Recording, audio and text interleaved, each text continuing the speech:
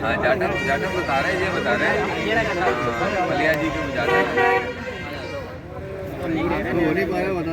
जाति के आधार पर जो घटनाएं हो रही हैं वो घटना ना सिर्फ मानवता को शर्मसार करती हैं बल्कि देश के ताने बाने को बिगाड़ने वाली घटना है।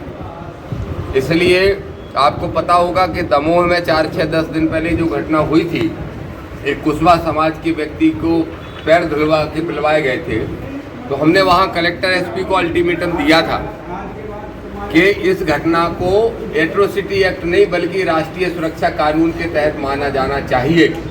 और वहाँ प्रशासन ने हमारी उस चेतावनी को स्वीकार करते हुए या उस बात को मानते हुए उन लोगों पर रासुका लगाने का काम किया।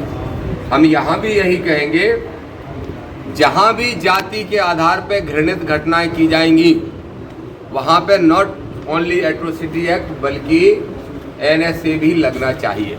मैं भिंड के कलेक्टर एसपी दोनों से कह रहा हूँ, सुन लो आप लोग, आपको ये बात समझ लेना चाहिए कि अगर आज़ाद समाज पार्टी भीम आर्मी के लोग आए हैं, अगर हमारे संगठन के पदाधिकारी सब आए हैं तो इसी उद्देश्य के साथ आए हैं कि हम पीड़ित व्यक्ति को न्याय दिलाएं।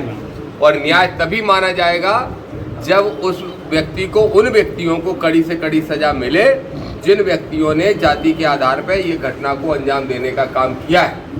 कैसे मूत्र पिलाने की घटना हो सकती है? कैसे किसी को इतना अपमानित किया जा सकता है? कहीं ना कहीं जाति की सोच तो है ही। क्यों एक जाटव को, कहीं एक कुशवा को, लखनऊ में एक जाटव को, उनको मूत्र पिलाने की घटनाएं करेंगे, उनसे मूत्र चटवाने की घटनाएं करेंगे?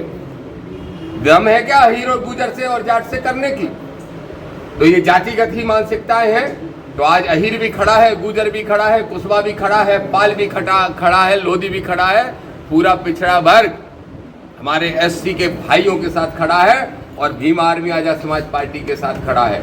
अगर ऐसी घटना कोई होगी तो ये घटना SC वर्ग के साथ नहीं बल्कि देश के 90% बहुजनों के साथ है। और मैं तो एक बात और कहूँगा, मानवतावादी सामान्य वर्ग के लोगों को भी ऐसी घटनाओं की निंदा करना चाहिए और उसका खुल के विरोध करना चाहिए। ये भी मैं आपके माध्यम से आह्वान करूंगा। इसलिए SP कलेक्टर दोनों सुन लें, तत्काल प्रभाव से NSA लगाने का काम करें, तभी हम अपने नेता भाई चंद्रशेखर आजाद जी को, सांसद जी को संतुष्ट कर पाएंगे और हमारे लोगों को भी तभी तसल्ली होगी जब ऐसी घटनाएं होंगी।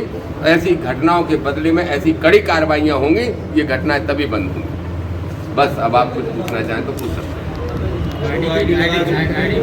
का घेराव करेंगे ये तो छोड़िए, क्योंकि घटना एक जिले की नहीं है। घटना दमोह में हो रही है, सतना में हो रही है, छतरपुर में हो रही है, टीकमगढ़ में हो रही है, भिंड में हो रही है, जगह जगह घटनाएं हो रही है। मध्य प्रदेश के हर कोने में घटना हो रही है।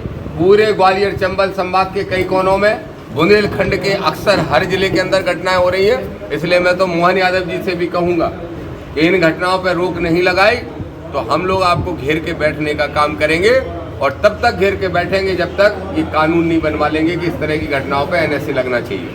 भिंड में अभी एक बड़े एडवोकेट जी आए थे, अनिल मिश्रा जी, वो बोले थे आतंकवादी लोग हैं, ऐसा क्या है? देखो, पहली चीज़ तो वो बड़े एडवोकेट नहीं है।